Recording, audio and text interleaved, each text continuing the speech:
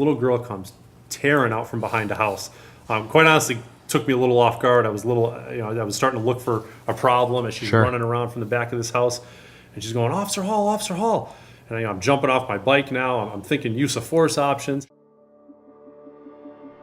I do not know you, but I am your brother. You do not know me, but I am your protector. I will run into a burning building to save your life. Though I do not know your name, I will take a bullet for you. Though we've never met, I believe in duty and sacrifice of self. Your family is my family. Is my family. Your life is my duty.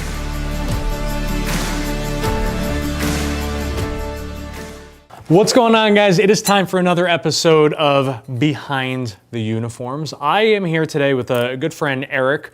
Officer, you want to tell these guys who you are while I pour the wonderful Glen that you brought us today? Sure. My name's Eric Hall. I'm a police officer up in Massachusetts. I've been on the job for actually just a little bit over 20 years now. Currently lieutenant with my department. So the way that this series works, guys, we're all about bringing you the stories behind the uniforms. Officers, first responders, military, anybody can come on the show. They bring a bottle of whiskey for the whiskey wall and to share with future guests, and we sip and we share stories. So you want to go high or you want to go low? I want to go high first. All right, let's talk. What do you got? Again, I mean, 20 years on the job, there's a million different stories I could tell. One of my favorites is I currently run our community police unit. Before I ran it, I was in the unit. And there's an elementary school in my area that I would go to, and I would have lunch with the kids, and I would do safety days and things like that. So I'd been doing that. Fast forward, I'm riding my police bicycle. We'd have a bike patrol. I'm riding around the neighborhoods, and this little girl comes tearing out from behind a house. Quite honestly, took me a little off guard. I was I was starting to look for a problem as she's Sure. running around from the back of this house, and she's going, "Officer Hall, Officer Hall!" And I'm jumping off my bike now. I'm thinking use of force options. Sure. And I said, "What's the matter, honey? What's the matter?" She says, "I'm being Have." I said, "You're what?" She says, "I'm being Have." I said, "You're behaving?" She says, "Yeah, I'm behaving." So immediately I'm kind of laughing. My stress level's coming down a little bit. And then Mom comes running around the corner because she's trying to figure out where, Junior went. So she gets out, and we had a nice conversation. Went really well for maybe 10, 15 minutes, and I took off. About a week later, this same mom called me up and said, "Hey, geez, I'd really like to talk to you for a little bit. There's a drug house right next door." And so as I got talking to her, she gave me, a ridiculous amount of information. And she told me afterwards, she said, I was really never all that trusting of police officers, but after I talked to you and my daughter would tell stories about you coming into the school, she said, I felt like you were somebody I could maybe talk to and you would do something about this. So it turned into, again, a pretty big drug bust that happened right next door to her house that was kind of nice because it wouldn't have happened if I hadn't kind of had that relationship just with a 6-year-old at the elementary school in my area. That's wild. I remember growing up, we have family who are police officers, and we were always told cops are the good guys. Right. It was never a question. It was never like, are they good? Are they bad? We went through the DARE program growing up. We just always had cops around us. I was a little skewed because I came from a law enforcement family. My father was a police officer. Both my mother and my sister both work in not law enforcement, but in the criminal justice field. So it was... I was a little skewed in that respect as well. Kind of grew up the same way. Sure. Well, I think about like my Uncle Dan. My Uncle Dan was a man of very, very few words. He was a veteran police officer, and he was a quiet guy. It was sort of intimidating growing up. He was always that sort of scary uncle who you loved to death, but you just never knew because he was so quiet. And, I came to realize over the years that he was just always taking things in and always looking out. And that's just sort of part of who he was. It's part of his DNA.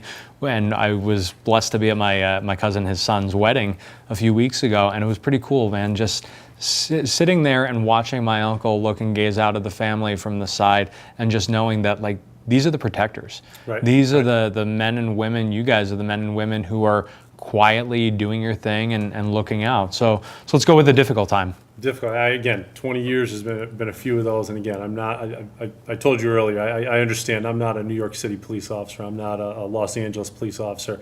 For a little bit smaller community, but we do have an airport in our community. Several years ago, we had a small plane crash at the airport, which was horrible anyway. Sure. There's 3 passengers. 2 of them were immediately able to get out of the plane. Wow. And, really some bumps and bruises. Unfortunately, the pilot wasn't so lucky. He was trapped in the plane. It became engulfed in flames. The airport actually has its own fire department. They were there almost immediately, but again, there's only so much you can do when it's actually engulfed in flames. I was one of the first police officers to arrive. I ended up having to assist with the fire department.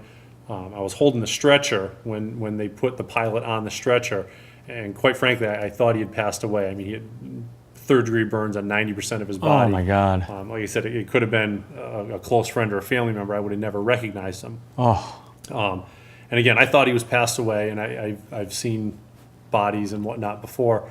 The biggest thing that kind of got to me was when they set him down, he wasn't passed away. He looked right at me. And then I realized he was actually holding the hand of one of the firemen that was there. So it was, I thought for sure that there was going to be no sleep for me that night. I did manage to doze off, but again, that's one of those things that was probably 15 years ago. And it's one of those things that kind of pops up every now and again. Wow, that's crazy. Being right there, looking at somebody that you thought was passed away. And again, at that point, there's not much I can even do for them, which is frustrating for me because, again, I think most people in law enforcement or firemen or EMTs or anything else, I mean, you kind of have that drive to want to be able to do something, to want to help. And short of holding the stretcher still so he didn't fall on the floor, there wasn't too much I could do, which again, there's a level of frustration there on top of what I'm looking at. So. Well, I think that's why one of the things that we're starting to learn more and more about these days is cumulative PTSD. I mean, I have friends who have served in Iraq and Afghanistan, and they were in a Hummer when an IED went off, and they lost friends right next to them. That's one type of PTSD, when you hear a loud sound and you flash back to those moments. But this is very different. This is the culmination of things and experiences that you have and that you see, not just over 1 day or 2 days or 5 experiences, but over 20, 30 years of policing. How do you handle that? Honestly, one of the things, I mean, it's great to have police officer friends, but it's funny. One of the things I learned kind of really early on was it's important to have, to maintain your friendships outside of the police department. Sure. It's great to have those connections and to have those outlets. And it's great to be able to talk to somebody who understands kind of where you're coming from and who lives it and has done the same things. But quite frankly, it's also nice to step away from that every once in a while. Absolutely. I'm an avid mountain biker.